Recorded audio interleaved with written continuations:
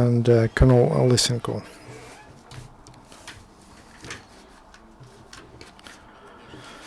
Good afternoon, dear colleagues. Here's information about events in ATO area and also trainings of Ukrainian military men.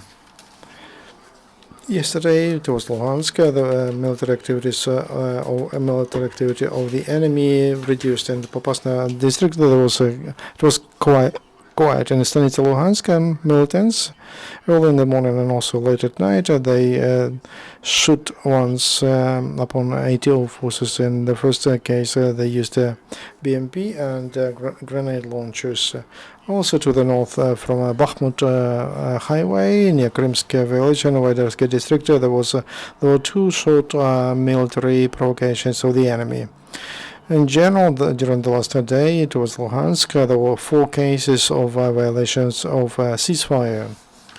Towards Donetsk, the situation is complicated, despite the fact that the number of shellings during the previous day reduced comparing to the previous one. The enemy continues actively and openly use heavy artillery mortars that are prohibited by Minsk agreements. 2/3 of all cases of violation of ceasefire towards Donetsk are use mortars upon Ukrainian position during the last day near Avdiivsky industrial area and on the suburbs of Horlivka. The enemy shelled 200 times. They used mortars yesterday after midnight and until the morning. The enemy in Homlysk shelled upon ATO forces that hold the defense to the north from an position. So the enemy, the militants used mortars and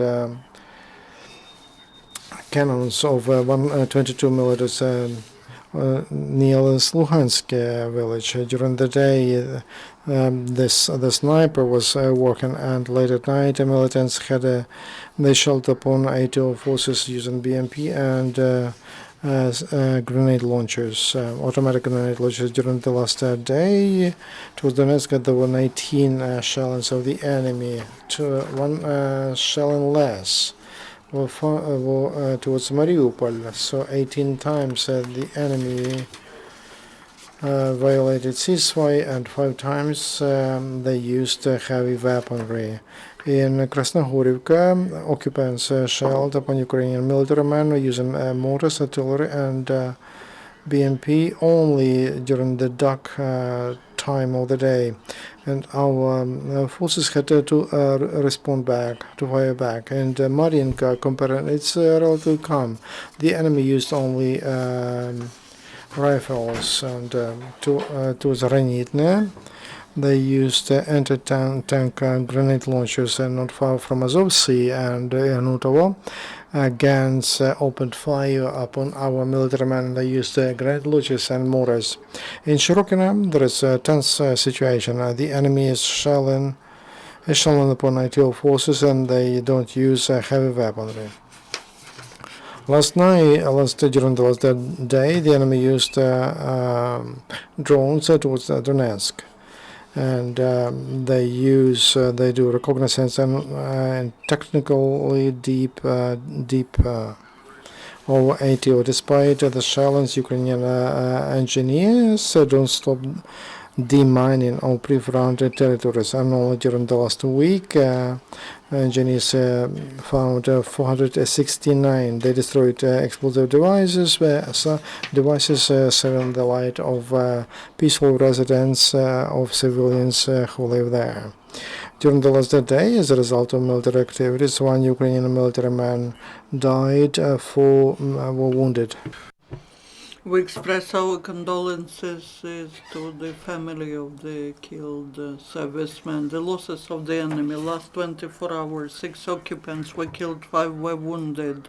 These losses where the losses of the so-called 4th Brigade from Alchevsk, 9th Regiment from Novazovsk, 11th Regiment from Makiivka, the Makiivsky Regiment of the militants that is fighting in the Avdiivka industrial zone lost most of the servicemen. We know the names of two of the killed, 27-year-old Fedor Malutin and 20-year-old Vitaly Gorivoy.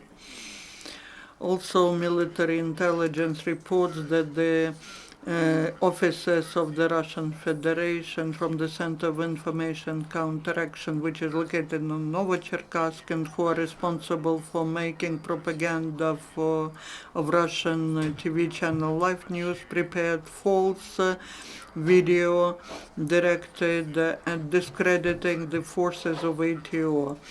That they're planning to accuse Ukrainian troops in using the so-called phosphorus ammunition. Ukrainian law enforcement detained the militant.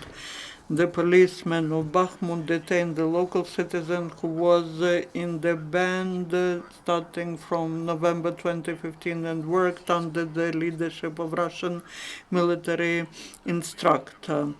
In the past, he several times was in detention facility and was known as the communicator who was establishing communication of the headquarters with the front line. He was also loading the ammunition to mortars, to trucks to take them to the front line. Then the militant left the band and went to Svetlodarsk, and that's where Ukrainian policemen detained him. The security service of Ukraine confiscated the ammunition from the seller of weapons in Dnipro.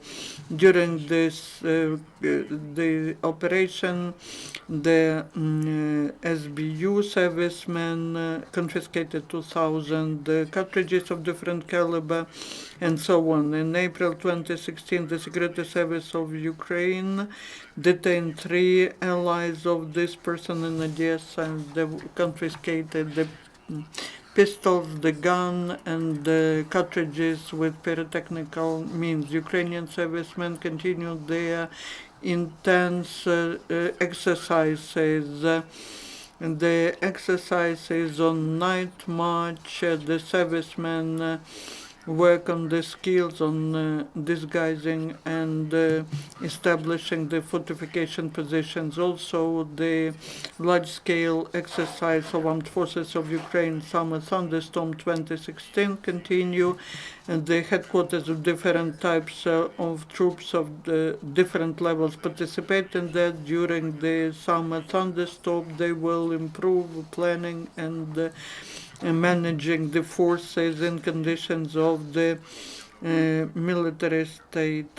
One of the priorities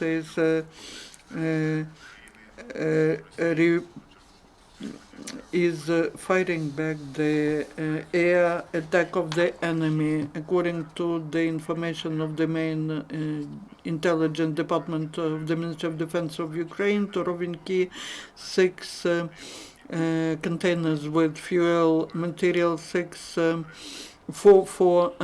cars with spare parts arrived to Rovinki, and also 20 trucks with fuel materials arrived to the refinery base in Lugansk. If you have no more questions or clarification, then thank you, esteemed colleagues.